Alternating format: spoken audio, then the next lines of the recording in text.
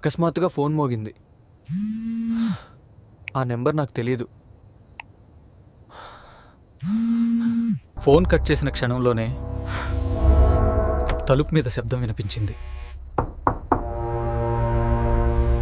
ఆ మెసేజ్ చూసిన క్షణంలోనే నా శరీరం మొత్తం వణికిపోయింది.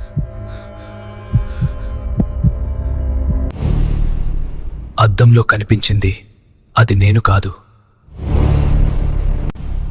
అద్దంలో కనిపించినది అది నా ప్రతిబింబం కాదు. అప్పుడు నాకు అర్థమైంది, అద్దంలో ఉన్నది నేను కాదు. అద్దం ఖాళీ అయింది, కానీ నేను మాత్రం అక్కడే మిగిలిపోయాను.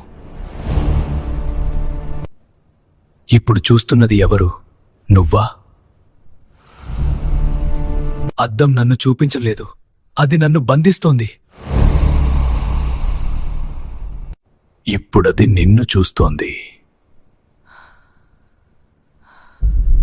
ఇది ఇప్పుడేం జరుగుతున్నది కాదు, ఇది ఎప్పుడో జరిగిపోయింది.